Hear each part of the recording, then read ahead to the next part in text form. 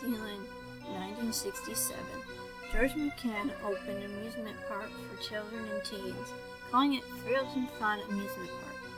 The park was an instant hit for the locals. The nearby forest was unaffected by its building, so locals saw no problem about its opening. No expense was spared in the building of the park, even being rated by a local newspaper, a local Disneyland. So it was a shock to all when they abruptly closed down in 1981. A fence was made around the park, and nobody was allowed to enter, or the police would have to get involved. It was a shame it closed, but there were definite reasons.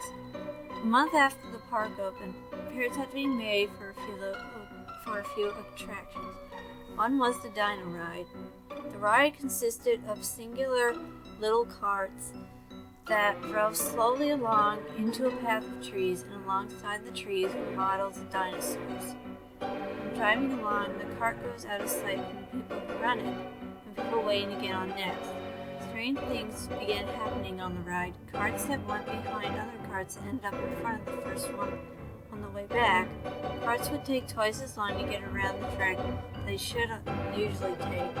At one point, when the Dino Ride was being tested, the workers spent the 6 carts on after another into the track to see if they worked. Only 5 came back.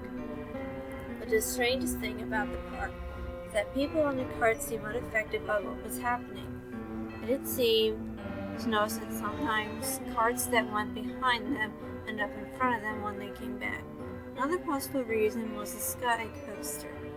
Parts of the track on the roller coaster would randomly break. This was strange because the sky coaster was made of steel.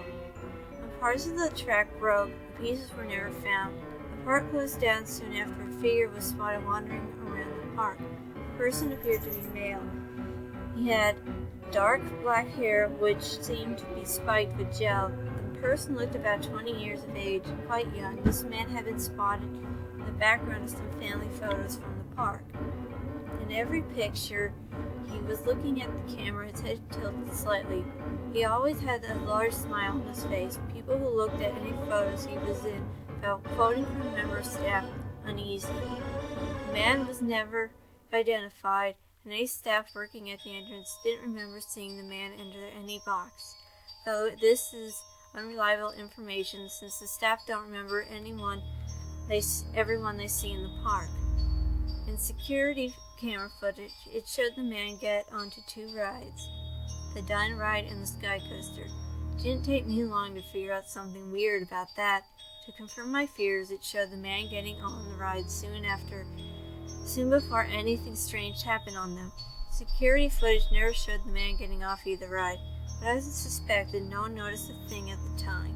The reason the park closed down was because of the death of a 14-year-old boy who was found mutilated in the Dino Ride trees.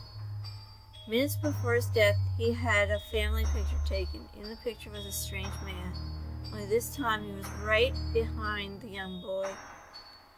The strange man had the same look on his face as he had in every other photo he was in, the tilted head and the horrible grin.